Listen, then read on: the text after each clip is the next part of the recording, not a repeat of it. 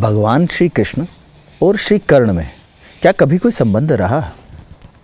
देखिए, भगवान श्री कृष्ण और कर्ण में संबंध तो हो ही जाना चाहिए, क्योंकि जब अर्जुन और श्री कृष्ण ममेरे और फुफेरे भाई हैं और कर्ण अर्जुन का भाई ही है, कुंती का ही पुत्र है, तो रिश्ता तो हो गया। ये साधारण रिश्ता मैं बता रहा हूँ, संसार का रिश्ता।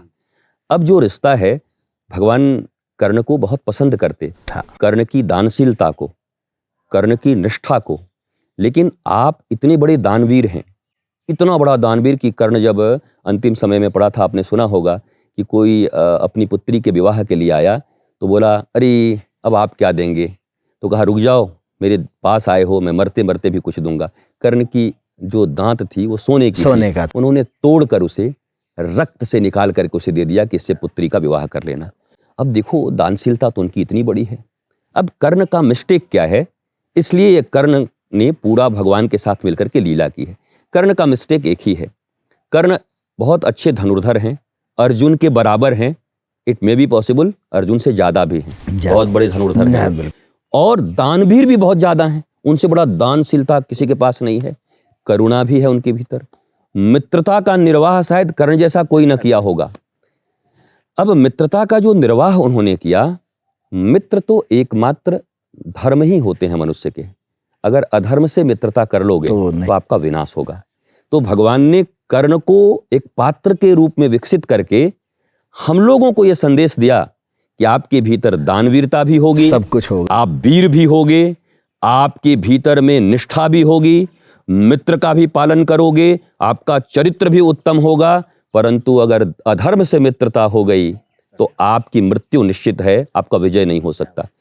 दुर्योधन के एक छोटे से राज्य देने पर इतना ज्यादा अनुग्रहित हो गए वो कि धर्म और भगवान सामने खड़ा है, और उसी दुर्योधन के भाई के द्वारा द्रौपदी के वस्त्र हरण किए जा रहे हैं। इतने अधार्मिक कृत्य हो रहे हैं। भगवान ने 5 गांव मांगे तो कह रहा, सुई के नोक के बराबर जमीन नहीं दूंगा, 5 गांव तो बहुत है। तो ये तो अधर्म है।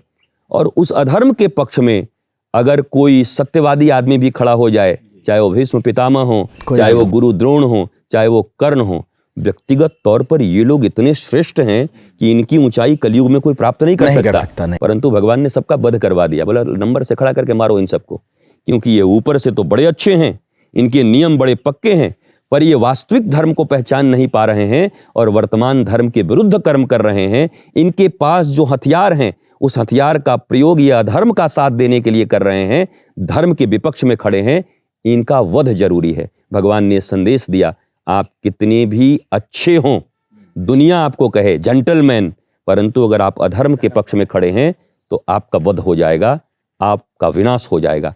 तो कर्ण के साथ भगवान का संबंध बड़ा अच्छा था।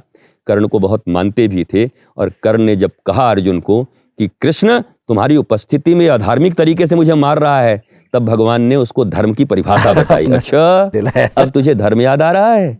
जब द्रौपदी के वस्त्र हरण होते तो तुझे धर्म याद नहीं आता, और जब अभिमन्यु को घेर कर मारा जाता तब तुझे धर्म याद नहीं। भगवान ने बहुत सारे रीजन दिए।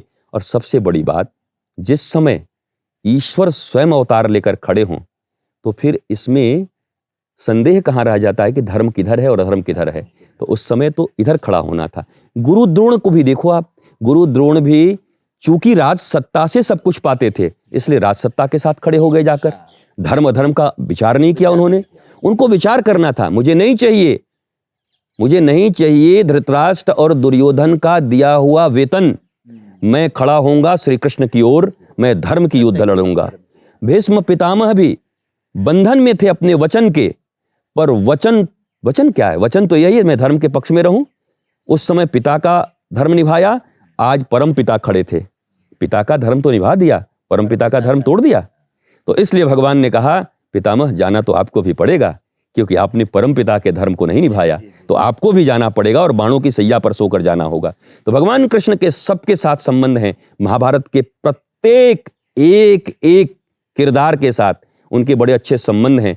और इसकी कभी व्याख्या हो ना, तो भारतवर्ष के लोगों को ही नहीं, पूरी दुनिया के लोगों को, मानवता को बहुत कुछ सीखने को मिलेगा।